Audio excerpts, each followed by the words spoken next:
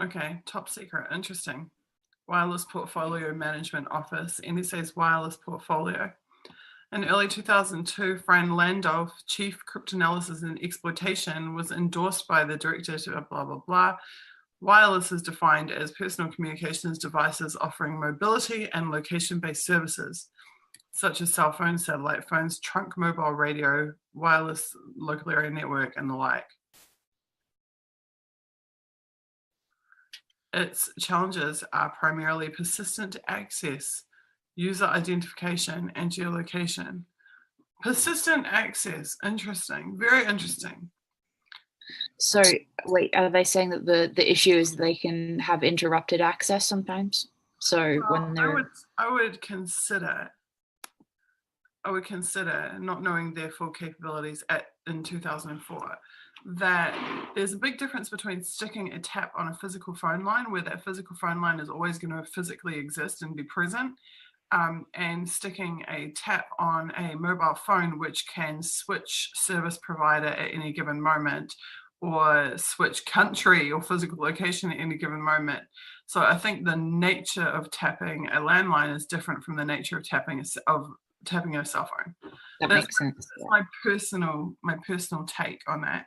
Now, eventually they got to the point where they would just tap the SSN, right? So the handset itself. So it didn't matter if the SIM card was changed, didn't matter if the network was changed, didn't matter where it was in the world, they could track that serial number of the handset. Whether or not they could do that in 2004, I don't know. They might have just been developing that ability either at this time that we're looking at or in the wake of that time. Yeah.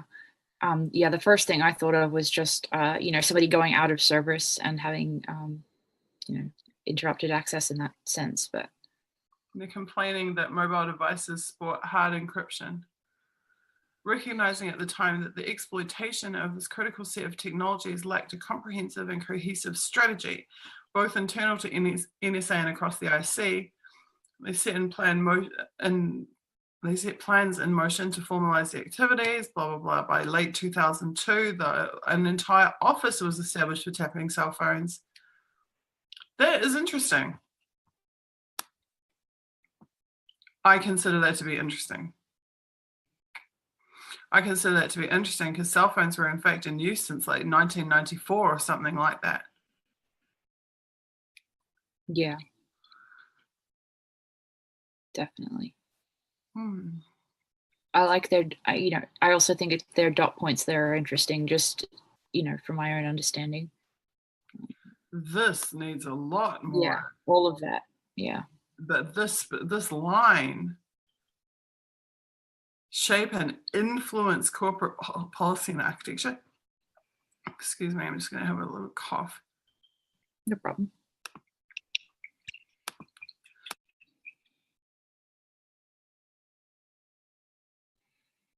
Yeah, I think this document is looking pretty interesting so far. I'm hoping we'll get some more out of it as we go through. Yeah, that's, I think, point one, that they established this office, that they saw this as such a massive growth area, that they've actually established an entire office to deal with collections relating to it.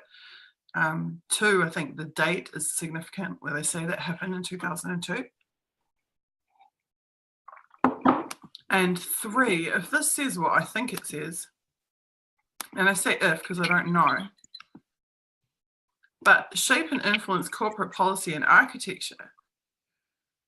To influence architecture, they're saying they're not talking about their own architecture, they're talking about corporate architecture, and the corporate architecture that they would be wanting to influence would be that of the hardware manufacturers of mobile phones and or the providers. So this is literally talking about something like Apple or Microsoft. This is influencing their That's what I mean, is they could be saying that they want to not just monitor mobile phones. I mean, this is my read of it, but we would need to read more than that, because I don't know when they're using the word corporate. I'm assuming that means the hardware and software and anyone who, and network, anything that is related to the operation of that mobile phone, they're wanting to influence the system's architecture. Now, that's next level. So they're not just wanting to get the data off the phone. They're wanting, and this, oh my God, this leads into such massive issues. Because for, like we've been saying for years, like, why is there only 2 major mobile networks in the world? How have they convinced billions of people to be limited either to Apple or to Android?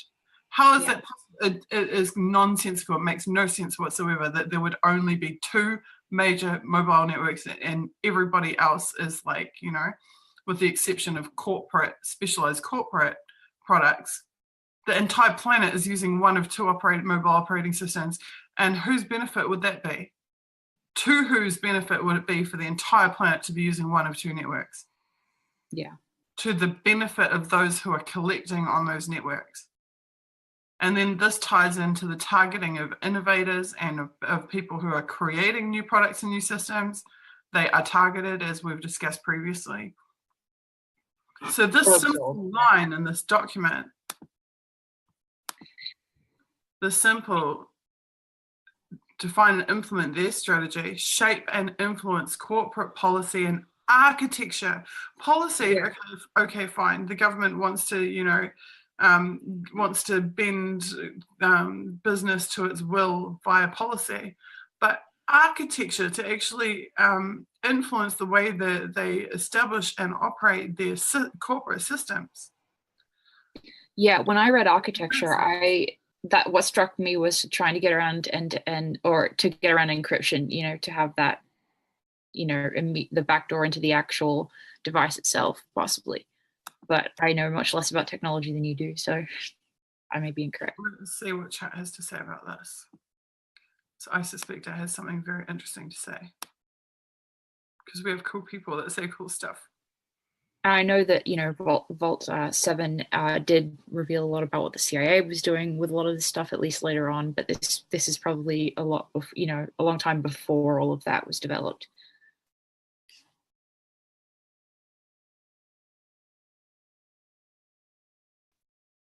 Okay. Kathy's saying that the gold clock in that awards document is a euphemism. Oh, okay.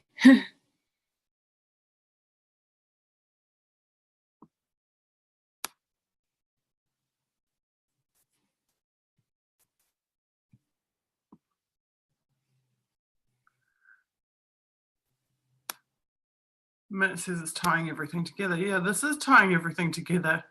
Absolutely. It's also confirming what we suspect.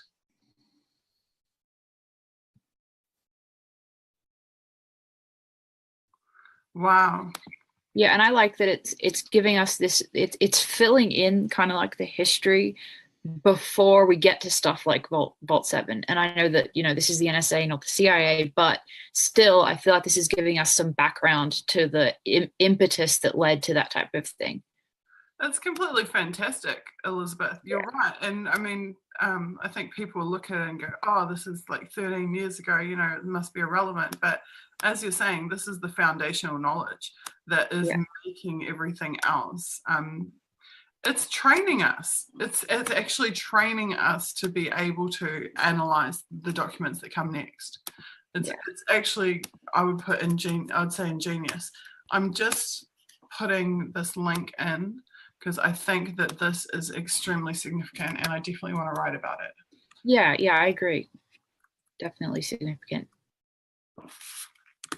Yeah, I think, you know, it's significant to write about, and it's another one of those documents that definitely teaches me a lot personally as well. So, I mean, this I don't even understand. Like, have a look at this. Monitor and influence efforts within the US intelligence. Wow, that's interesting. Wow. What the hell does that mean? So this is obviously, this looks like it's talking about efforts from within a smaller group in the intelligence community, like within the NSA, to then control other parts of the intelligence community, which there, you know, you might assume that type of thing goes on, but this is actually writing it down. Huh. I wouldn't expect to see that as a dot point in a document like this, particularly. Am I off base on that, or is this unusual? I'm telling this because I think this is a massive find. I agree. And also this. Yeah, no, that last dot point is really, I mean, that's very, very, very shocking, surprising to me. I mean, yeah, I would go back, when I'm looking at this, I'm going to go back and I'm sure we can look at it now, but just seeing exactly who wrote that document and to who, because I want to know what they mean by influencing the intelligence community. Who is the one that's going to be doing the influencing? Are they talking about the entire NSA influencing the other agencies, or are they talking about a small group within the NSA influencing the rest of the agency and other agencies? Like, what does that exactly mean? And I mean, maybe we can't know that, but I still think that the fact that they even wrote it and as a dot point like that is incredible.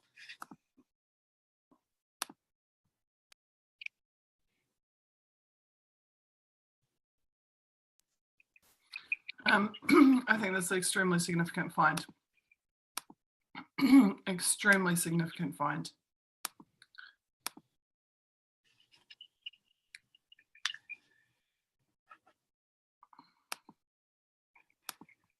That appears to validate, and I've felt, you know, I've had this experience so many times with these files. I feel like they're validating my work, my writing, like things that I've written about and I've said, like, this is what we're observing happening.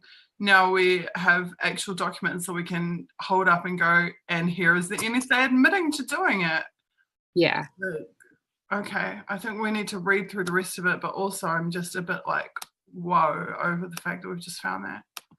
Yeah, well, and just drawing on your point, and I'm not diverting, I'm not attempting to rant, but when you say validating with primary sources, well, no, but that's exactly like with that article we published at Media recently that was really long about human trafficking. You know, that was a very far out there topic for a lot of people, but every single claim was backed up with primary sources and data and that type of thing. And that's what's so amazing, like you're saying, about having these primary documents, having sources that you go through yourself and researching. Anyway, I could go on a long rant about that, but it's really important to research documents yourself. It's absolutely incredible. Okay, let's go through the rest of it. Predict What's True just said that he's seen my documentary the other day and that it's gripping. Wow, thank you. That documentary was the most significant thing about that documentary for me was that it's actually the first time I'd ever put myself on camera. Like in 5 years of covering, actions, I always filmed what was happening. I never ever put myself in front of the camera. So when you watch that documentary, you can actually see me visibly like shitting myself because I'm so unused to being the one who's in the view. I'm used to it now because I've just spent the whole year doing internet party stuff and whatever else. But in my entire journalism career up to that point, I had never, ever, ever been in the frame of the shot. So yeah, and also the stuff I was talking about was not particularly pleasant to be talking about. But okay, back to this document. Yeah. I can only imagine what's in the rest of it now.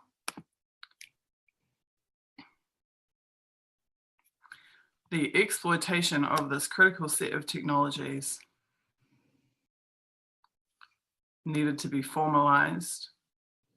Late 2002, they established the office. Just copy that from my notes. To define and implement a wireless strategy. It's a strategy for collections, shape and influence corporate policy and architecture. This, I'm convinced, is huge. Align and direct efforts within the NSA. I mean, this is what you'd expect them to be doing. Yeah. This is what you'd expect them to be doing. Yeah. This is what you would expect them to be doing. This is game-changing for our entire society, that absolutely an intelligence agency would influence the systems architecture of private companies and corporates. Absolutely. No, that's amazing. And then also, yeah, that second point and the last point are both amazing. And then this is also significant. It's of lesser significance. It's of interest. I would say this is of interest, that they would be monitoring and influencing the wireless collections efforts of other elements of the US intelligence community. Yeah, I that's news to me. I mean, it's something that you would infer a lot of times, or that you've maybe heard about colloquially, but I've never seen this type of thing actually just admitted straight up as a dot point in a document like this. At least not by the NSA. We don't know who it's from. We just know the office that it's from, which is the Wireless Portfolio Management Office. Yeah, it would be really interesting to know who this is coming from and what group was trying to influence which group, because it doesn't even specify if it's within just the NSA or that it's talking about. I mean, it is talking about the US intelligence community, but I don't know.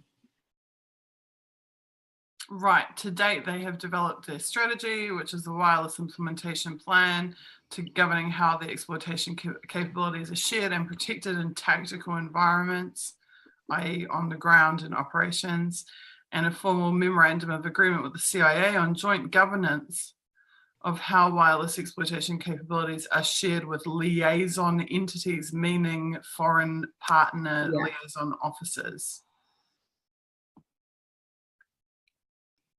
A formal memorandum of agreement with the CIA. Now that's a big deal for them not just to have a policy on it, but them to have a contract.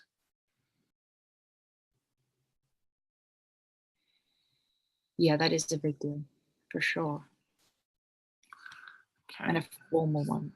I'm going to add that to my notes really quickly. Is the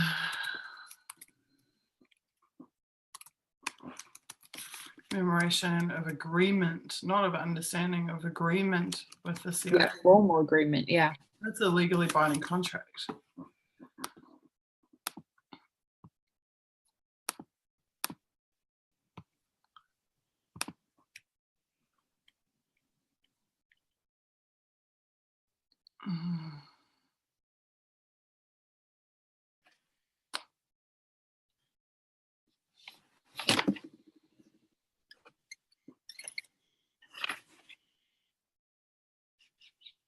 So people are screaming for it in the rest of the intelligence community, that they want the capabilities.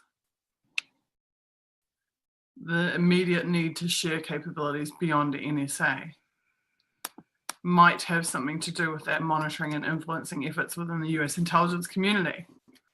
That makes sense. But monitor, I mean, the idea. Yeah, that's what struck me. You know, this is completely uncharted territory. Like Snowden used the example of them even, like, in theory, spying on President Obama or someone like that. We know that CIA spied on Senate Intelligence Committee, but the idea that a spy agency might spy on a partner spy agency, or monitor, as they say. Yeah. That's the implications of that are like mind blowing. Yeah, no, that's what I was really struck by in that line. That they would do it and that they would admit to it in just black and white terms like that. To be fair, monitoring might not mean collections monitoring. Monitoring might be just like keeping an eye on the progress of or whatever. But when they're an agency that constantly uses that language in relation to collections. And when they're talking, I think this document is basically talking about wireless acquisition, right? I mean, they're talking about sharing that technology a little bit later on, and that's what they're talking about the development of. Is that this is something that NSA is trying to hold on to. Yeah. This is actually the first evidence, I think, of like something them being really territorial about something. Yeah.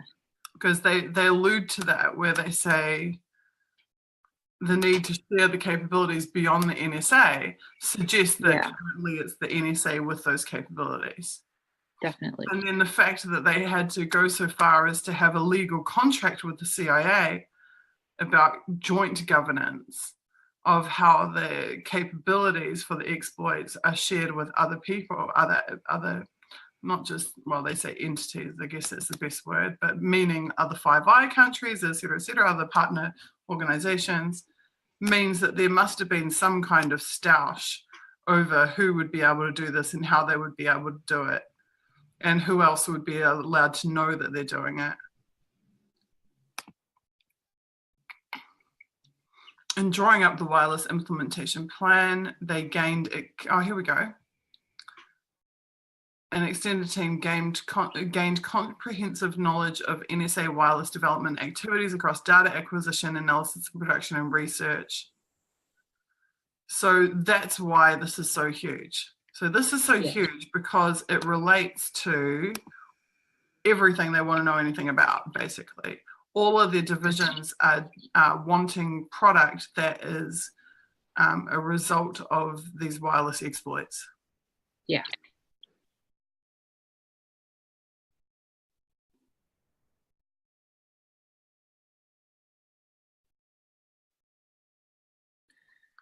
The team concentrated on, yeah, go ahead. Sorry, I'm really studying each sentence very carefully. No, yeah, you're fine. The extended team gained comprehensive knowledge of NSA wireless development activities. Is different to collection activities.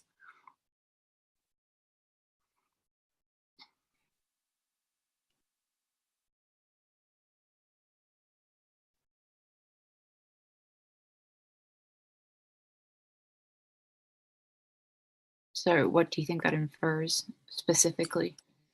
Well, it depends what they're developing. So they can be developing analytical tools, like specialized pieces of software to enable them to exploit and collect better, or given that they want to influence the architecture of the corporates. To influence the architecture of the corporates, they have to know what they want to influence. They have to know how they want the corporate architecture to be. They have to actually have their own, like they have to create a systems architecture that suits them in order to be able to convince the corporates to have uptake of that.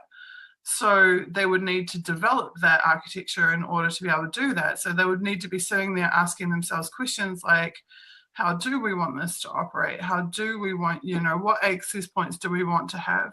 How do we want to get around the encryption? How do we blah, blah, blah, blah, blah, blah, blah.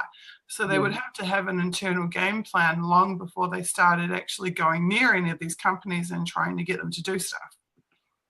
Absolutely. That's what it's my read of development activities, is that it's not just enough for them to create this office to deal with wireless. They need to create the ways, there's so many varied factors to it.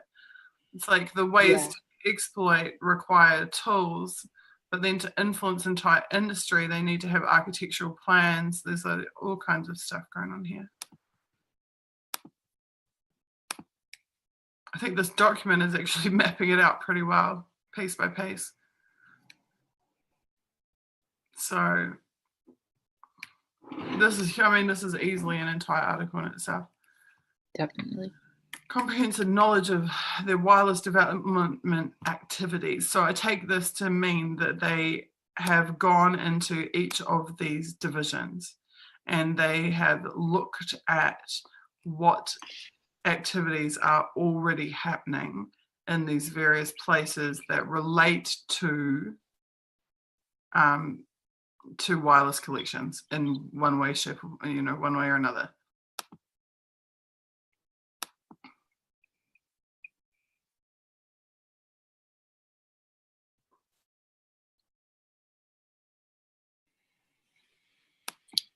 The team concentrated on the president's approved intelligence topics and quickly learned that every wireless technology was used by every Band A concern. And I have no idea what that means. Meaning none of the technologies could be ignored.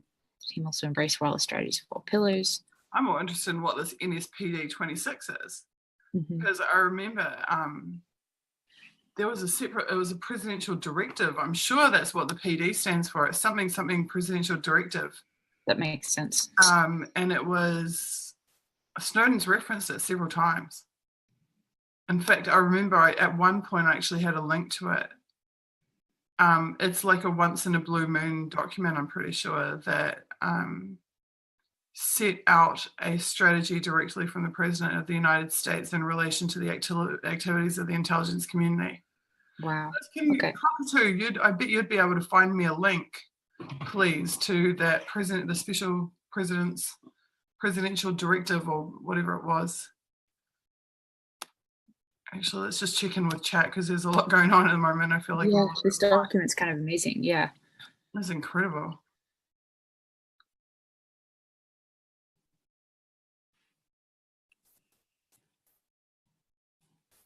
Oh, Jenny Lynn's here. Very cool. The fly is asking for the doc title. The title of the document is NSA's Wireless Portfolio, from the Wireless Portfolio Management Office.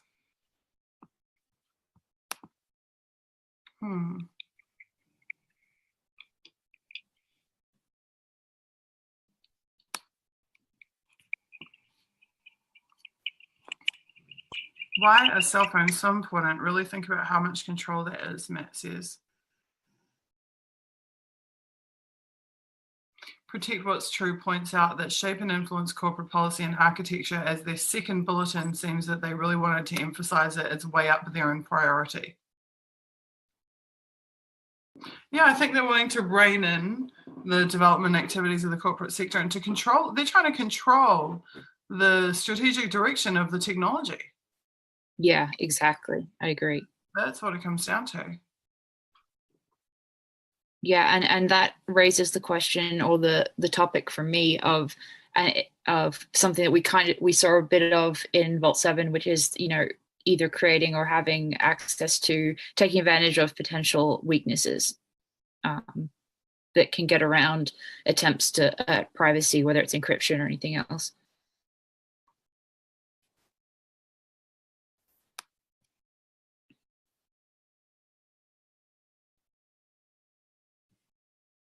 Jenny Lynn, I agree with all of your comments.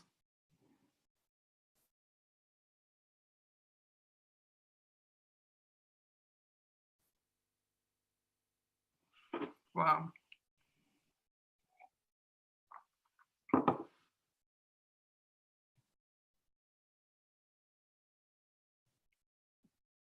Matt saying what happens when AI makes the decision over who lives or dies by drone.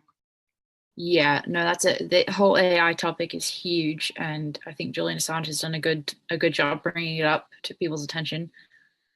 Definitely a really worrying issue. Cockatoo, can you do me a favor, please? And when you stick a link in, can you please tell people what the link is and then put the link? I mean, I know what it is because I asked you to put it there, but just for the benefit of other people. National Security Presidential Directives. And this is the specific link to the specific directive. Wow, really good. Good. Well done. Thank you very much for that. National Security Presidential Directives.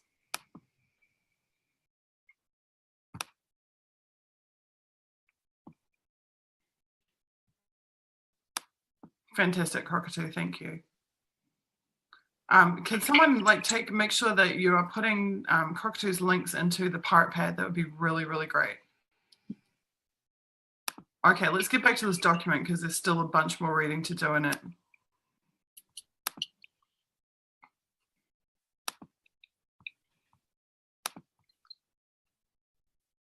Quickly learned that every wireless technology was used by every band aid concerned, meaning none of the technologies could be ignored.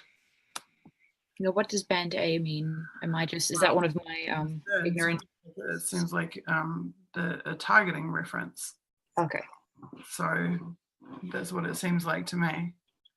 Whatever their top tier of institutions to monitor. That makes sense. the team also embraced the wireless, because wireless, is like a wireless router or cell phone or a wireless. There's wireless it lists at the top what it can relate to. It's very broad. It's very, very, very broad. Cell phones, satellite phones, mobile trunk mobile radio, wireless networks, etc., etc., etc. And I mean, they're this worried about it in 2004. And like, look at it now, And this is the next thing, is that now we're 13 years after they've been influencing the architecture of wireless for corporate networks. What would the state of it opens up questions like this? What would the state of wireless technology be if they hadn't been influencing the architecture? Yeah, I mean, because we all complain about like facial recognition on the latest iPhone, but we don't really talk about this type of issue with wireless itself. So really raises some fundamental questions about that.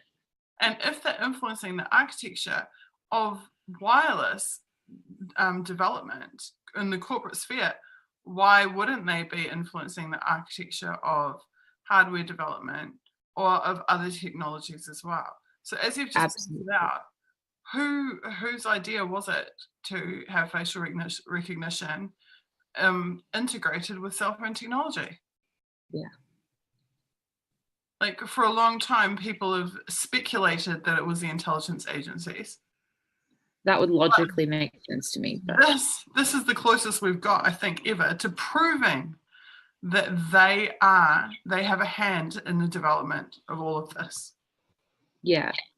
No, it's a really valuable document for proving that type, or for showing that type of interaction, for sure. I mean, because we've shown them interacting with academia and the corporate world before. Definitely, the Venn diagram has been shown a number of times. But to have them in black and white themselves say that they intend to influence the corporate world, like to have their own intent laid out like that, that's really interesting, and that's new. So. Yeah, and as someone said before, it's in fact like they listed it second as their priority, right? Yeah. That's pretty incredible. Okay, I want to keep going. I feel like every paragraph we like get more context. Definitely. No.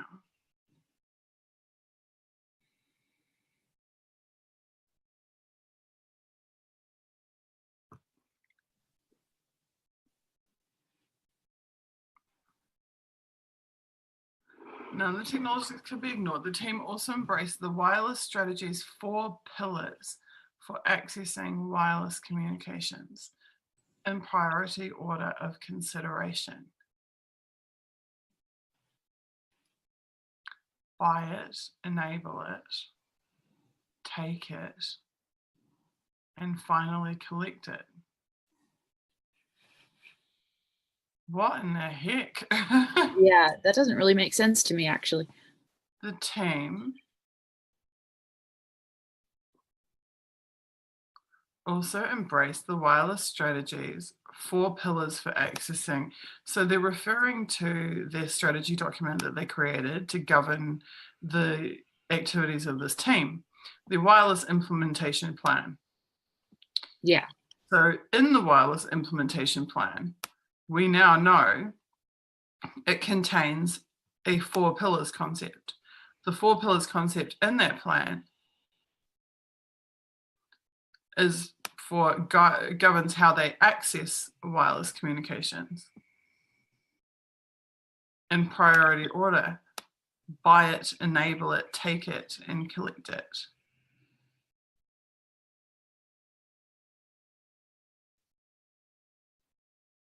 I'm just surprised it doesn't say develop it. Fascinating.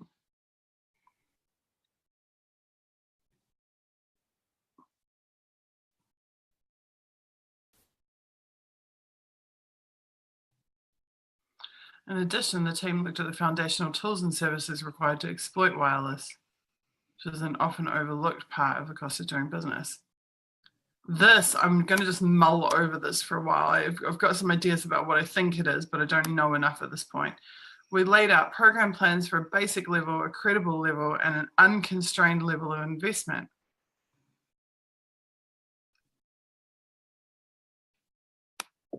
Level of investment in who and what, moving away from proximal collectors towards accessing wireless data at the network core will mean a significant increase in the buy it, enable it, take it pillars.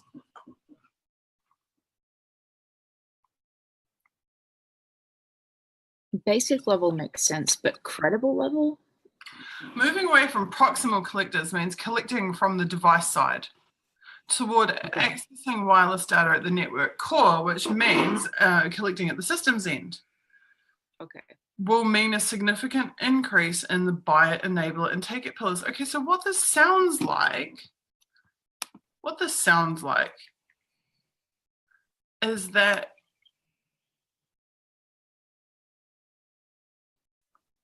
what that buys us in terms of tangible results and robust exploitation, most of the wireless technologies used worldwide and improve global coverage. We must now move out smartly towards making the plan a reality. Oh my God, okay. This sounds like their methodology for breaching a specific wireless product is to literally go and buy that product and to use that product and to do a take on it and then to know how they're going to collect on it. That's what it sounds like. That it's an analysis process, right? Because you think about it, if they're trying to breach technologies they know nothing about, what is the best way for them to do that? Is to test the usage of that technology for themselves and then to work out where the vulnerabilities are. But this, to move away from the proximal collectors, which is, you know, the endpoint focus, towards accessing wireless data at the network core, which means at the provider, within the system's architecture of the provider itself, will mean a significant increase in the buy it, enable it, and take it pillars. What that buys us in terms of tangible results is robust exploitation of most of the wireless technologies used worldwide and improved global coverage. Wow. That sounds like rather than buying, enabling, taking, and collecting on the device, they're actually somehow making some financial investment in the networks, in the wireless networks themselves. That's exactly what that sounds like to me. The wireless implementation plan has been endorsed by senior management, and not even senior management, the heads of deputy directors of the agency.